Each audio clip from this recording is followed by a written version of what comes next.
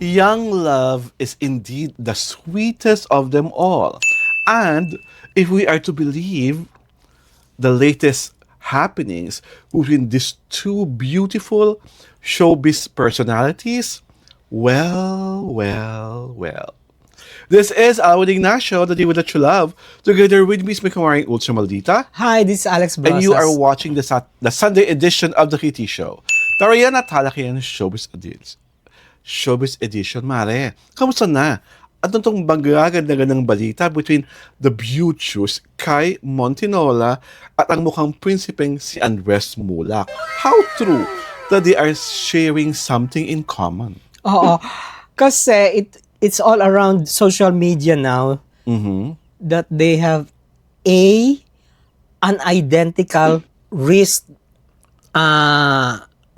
ba yun? Bracelet. Bracelet, oo, Okay. na red ang color. Oh. So that is a distinctive bracelet na parang patunay na hindi ko alam kung friendship lang ba yun, di ba? Patunay na sila. malapit natin ganito. Patunay na malapit sila sa isa't isa. Di ba? Because until now naman, wala pa lamang inaamin na kahit na ano yung dalawang bata. Oo. Di ba? So parang ano yun parang resibo na They're close. They're very close.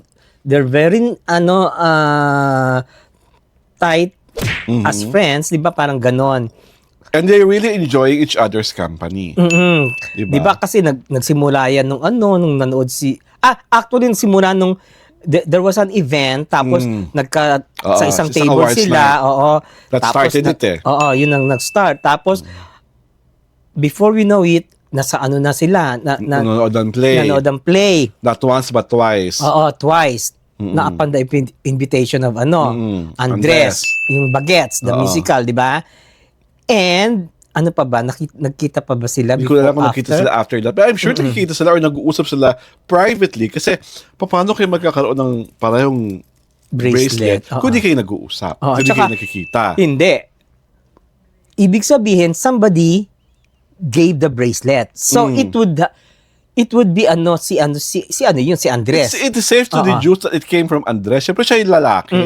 Tama lang naman ang lalaki ang At saka hindi parang walang walang tanggalan. Laging suot ni ni Kai. Diba? So fans were thinking, bakit si hindi binigyan? Si Astin. Diba? Olviga. Okay. Parang, di ba, love Wala team naman sila. ganon. Walang love team ganon. sila. Di ba kasi nag-end rin naman ang love team nila. At ito, ako parang feeling ko, although in a way, moderate hit naman yung naging movie nila, talaga pang love team lang. It's really just to boost each other's career. Kasi ngayon parang Ashton is being groomed already as a solo artist, di ba? Yeah, I think she's coming up with an album or a song all her own. And then, Andres nga found the person that is Kai Montinola na gusto niya i-pursue, I think, not just a love team, but on a more personal level. At saka hindi, parang parang si Astin yung medyo may projects. After Bagets kasi, the musical, parang nothing is heard of about Andres kung ano yung mga bagong project niya. Parang medyo laylo. Di ba? Tuloy pa rin ba yung show nila sa TV5? Di ba meron silang family show? Is it still airing? Wala akong idea Parang hindi na. Hindi na ba? Tapos na ba yun? Oo, yung The Family of Aga. Oo. Wala na, matagal na. Matagal na bang wala yun? Oo, ano ka ba naman? Diyos ko. Idea. Then the press con, pero after that, I only watched one episode, which is the pilot. So, hindi ko naman Wala nasundan. na. Parang wala na. Tapos Nothing na. has been heard of ever since. After that. So, if I were...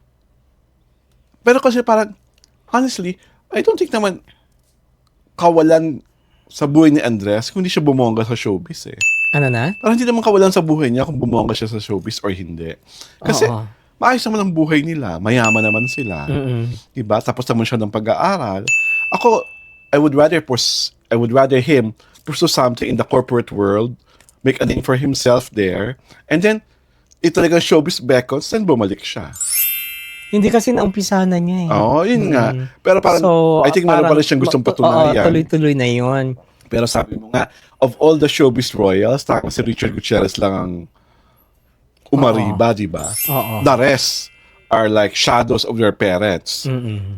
Nakilala, pero hindi naging Ian De Leon never became a superstar. Oo. Like the great Casey Concepcion Casey Concepcion was never considered a megastar. Oo. Luis Manzano never became the star for all hosts.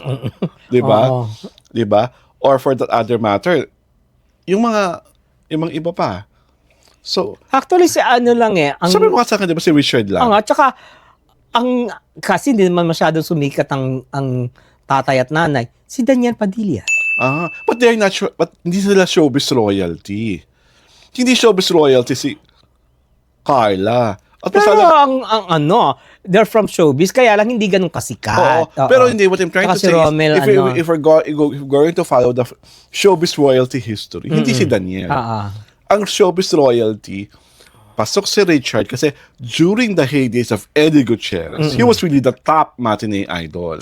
Diba?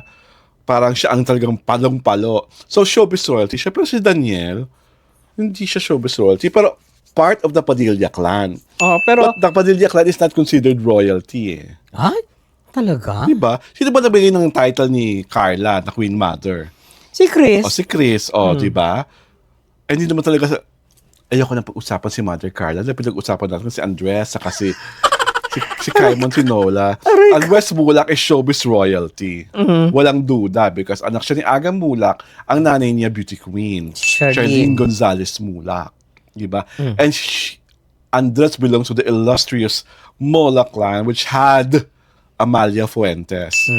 Diba? As the Mulak matriarch. At ang tatay ni Nino used to be the child wonder of Philippine movies. Ang tatay niya, si Cheng ba tatay niya? Diba? Basta ang tatay niya, producer ng Wonder Films. Na bonggang-bongga ang nagawa sa karera. Tapos, the last Mulak na talagang naging malaking star was Aga.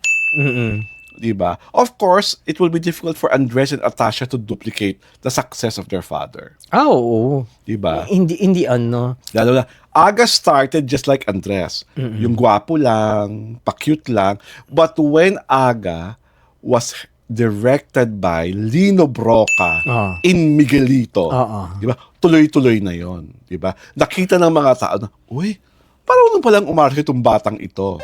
Hindi lang siya gwapo lang. Doon sineryoso ni Aga yung pagiging aktor. Diba? Dati kasi, okay lang siya sa mga pa-cute-cute, pairing with Janice, pairing with Babs Fernandez, pairing kung kani-kaninong lili. But when he was directed by Lino Broca with Nida Blanca, nanay niya yun, diba? Doon. And then, doon talaga nakita ng mga tao na, he can act. Tapos, sinundan yun ng napakasakit, Kuya Eddie. Diba si Aga?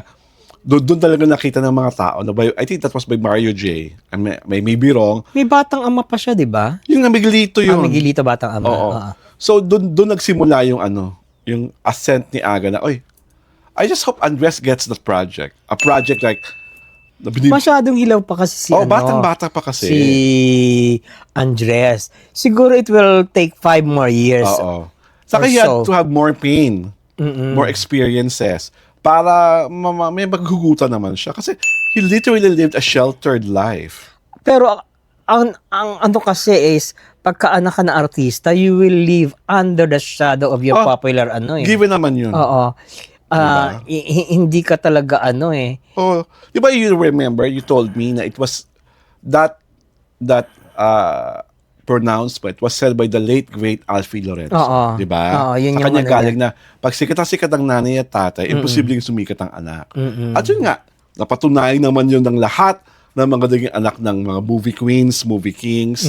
Diba? Tanging si Richard lang talaga ang naiba ang trajectory.